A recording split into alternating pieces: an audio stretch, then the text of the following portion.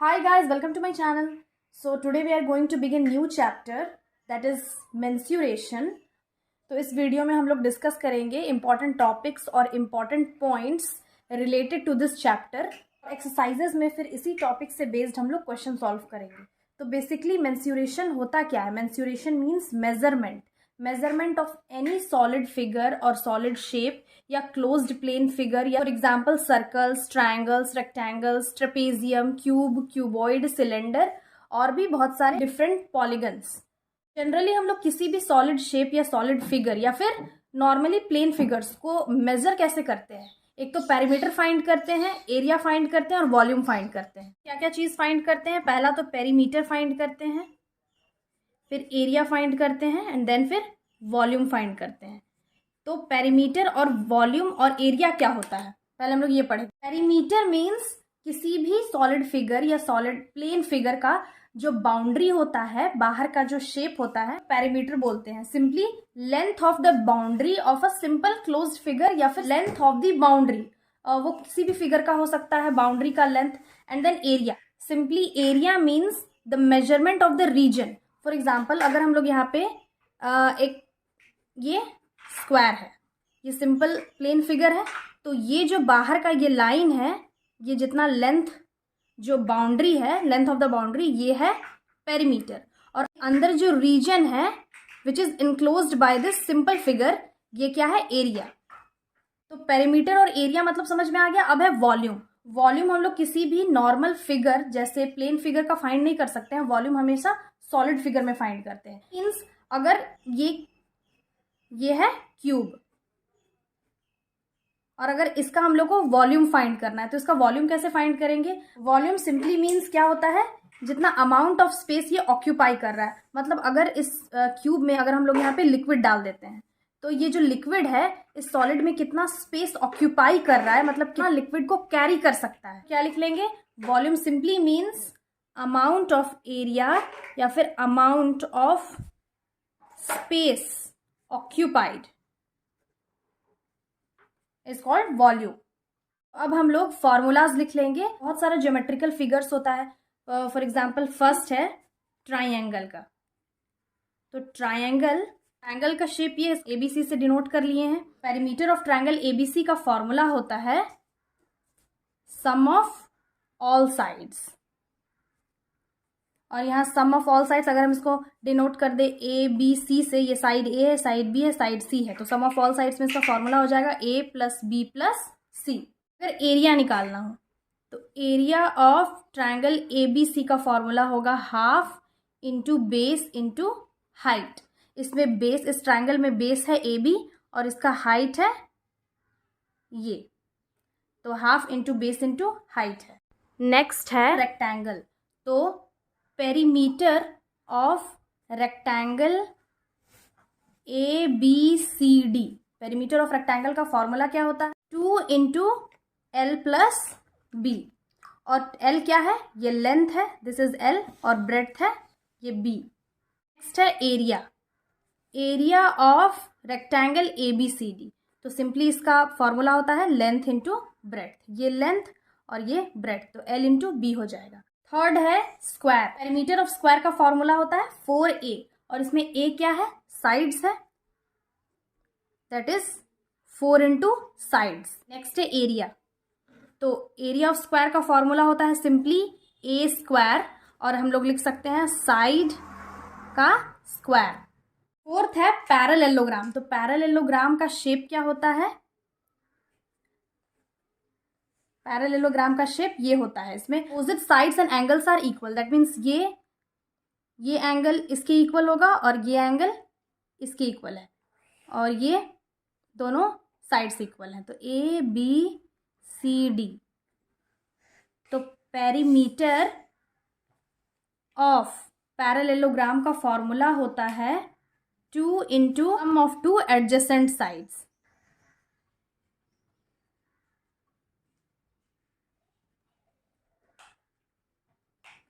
और इसमें सम of 2 adjacent sides क्या होता है? दैट मीन्स ये साइड और ये साइड, या फिर ये साइड, 2 साइड्स जो अगल बगल हो। नेक्स्ट है एरिया। तो एरिया ऑफ पैरेललोग्राम का फॉर्मूला होता है सिंपली बेस इंटू हाइट। यहाँ पे बेस ये है और अगर हाइट तो हम यहाँ पे ऐसे परपेंडिकुलर लाइन ड्रॉ कर लेंगे तो ये हो गया हाइट। तो बेस इंटू हाइट।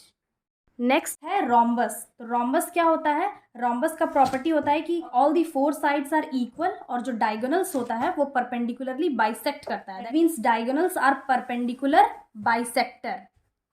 तो सिंपली हम लोग इसका पहले ये इमेज बना लेंगे। ये फिगर है ABCD। Diagonals are perpendicular bisector और इसका जो पेरीमीटर होगा, इसका पेरीमीटर का फॉर्मूला है 4 इंटू साइड्स, ये नॉर्मल ये साइड, एंड एरिया है, area is equal to half into D1 into D2। अब D1 D2 क्या है? D1 है ये डायगोनल D1 और दूसरा डायगोनल D2। नेक्स्ट है ट्रेपेजियम। तो ट्रेपेजियम क्या होता है? एक ऐसा क्वाड्रिलेटरल जहाँ पे one pair of opposite sides is parallel. यहाँ पे ये दोनों लाइन पैरेलल है and this is non parallel. इसको हम लोग डिनोट कर देते हैं ABCD से। और अगर यहाँ पे हम लोग एक लाइन ड्रॉ कर लेंगे तो ये इसका हाइट।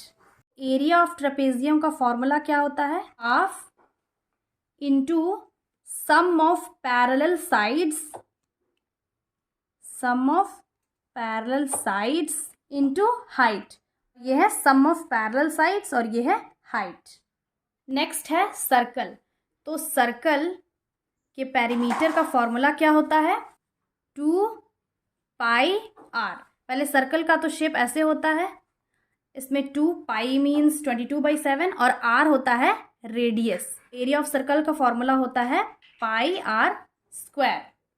नेक्स्ट है जनरल क्वाड्रिलेटरल। किसी भी क्वाड्रिलेटरल का हम लोग को पेरीमीटर या फिर एरिया फाइंड करना हो तो हम लोग कैसे फाइंड करेंगे? हम लोग को पता नहीं कि वो क्वाड्रिलेटरल रेक्टेंगल है या फिर स्क्वायर है या रोम्बस है या कोई भी शेप का है, बस पता है कि वो क्वाड्रिलेटरल है। Quadrilateral means any shape which has 4 sides. तो ABCD हम लोग डिनोट कर लेते हैं। ये नॉर्मल जनरल क्वाड्रिलेटरल है, हम लोग को इसका पेरीमीटर फाइंड करना है। तो पेरीमीटर हम लोग कैसे फाइंड करेंगे? हम लोग क्या करेंगे? एक डायगोनल बना लेंगे। हम लोग डायगोनल बना लिए हैं तो अब ये जो क्वाड्रिलेटरल है वो 2 पार्ट्स में डिवाइड हो गया है, 2 ट्रायंगल्स में डिवाइड हो गया है। तो इसका एरिया फाइंड कर सकते हैं।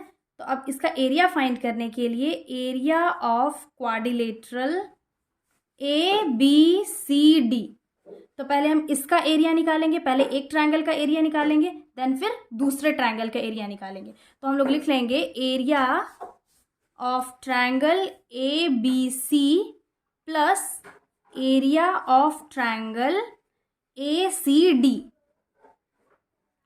यहाँ पे 2 ट्रायंगल आ गया। अब ट्रायंगल का फॉर्मूला क्या होता है? Half into base into height. Half into base into height होता है एरिया ऑफ ट्रायंगल का फॉर्मूला।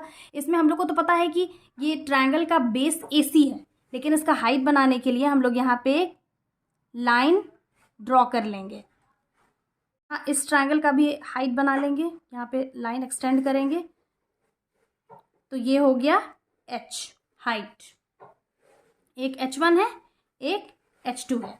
तो पहले ABC का निकालेंगे। तो ABC का क्या होगा? Half into base into height.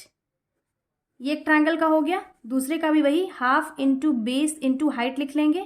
अब यहाँ पे बेस क्या है? ट्रायंगल ABC का बेस है AC, तो यहाँ पे AC लिख लेंगे प्लस यहाँ पे क्या है? H2। हाइट यहाँ पे H2 है। अगेन वही हाफ इंटू इसमें इस ट्रायंगल में भी बेस ADC में भी बेस AC है, तो यहाँ AC लिख लेंगे।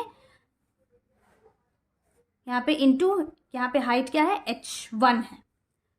तो अब दोनों में से हम लोग कॉमन निकाल सकते हैं। हाफ हाफ दोनों में कॉमन है, AC दोनों में कॉमन है, तो हाफ AC को हम लोग बाहर निकाल लिए तो अंदर क्या बचा? H2 प्लस H1, या सिंपली हम लोग H1 प्लस H2 भी लिख सकते हैं। तो एरिया ऑफ जनरल क्वाड्रिलेटरल का फॉर्मूला होता है हाफ इंटू जो बेस है वो इंटू H1 प्लस H2। में बेस क्या है? ये डायगोनल AC है, दिस डायगोनल लेंगे where AC is the diagonal,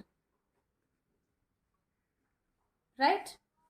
अब नेक्स्ट है सॉलिड फिगर्स। तो इससे पहले हम लोग क्या पढ़े, नॉर्मल प्लेन फिगर्स के बारे में, for example circle, triangle, rectangle, square, तो वो प्लेन फिगर्स में आता है और उसके लिए हम लोग पेरीमीटर और एरिया फाइंड करते हैं। लेकिन ये है solid figures, and solid figure means 3 dimensional figure और 3D फिगर।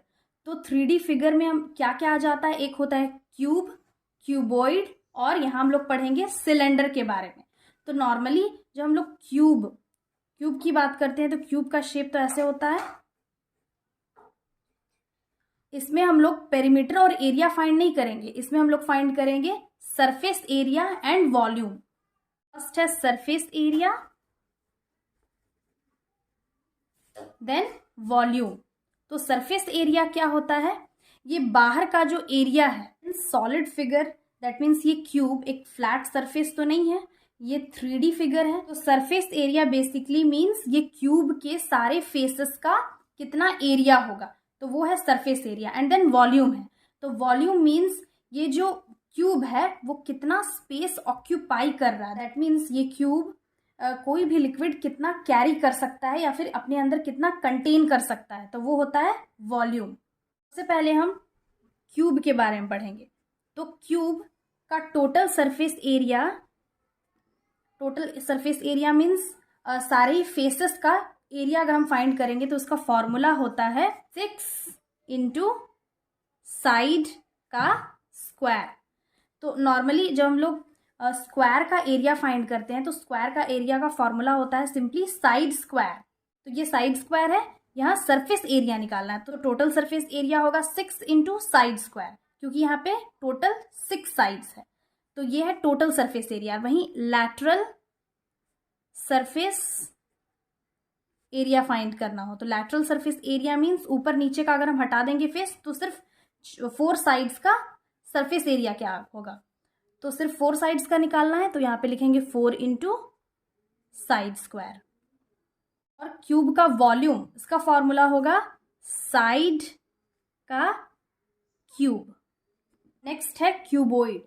तो क्यूबॉइड का टोटल सरफेस एरिया का फॉर्मूला क्या होगा, इसका होगा 2 into LB plus BH plus HL।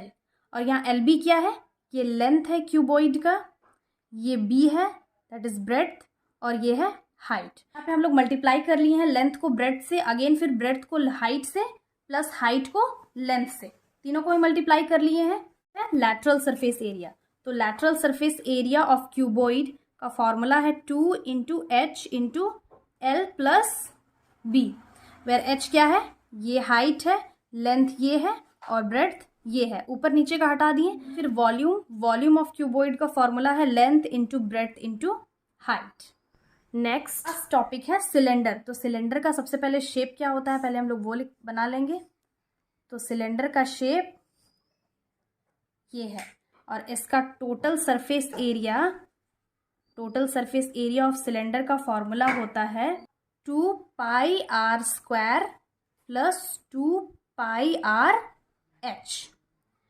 इसको हम लोग और भी लिख सकते हैं, अगर यहाँ पे से हम 2 पाई और r को कॉमन निकाल लें तो इसका फॉर्मूला बनेगा 2 पाई r और ब्रैकेट के अंदर r प्लस h।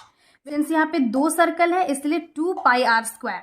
अब यहाँ पे एरिया निकालना है तो इसका एरिया 2 सर्कल है इसलिए 2 पाई r स्क्वायर प्लस 2 पाई r, और ये जो h है ये हाइट है, हाइट ऑफ सिलेंडर।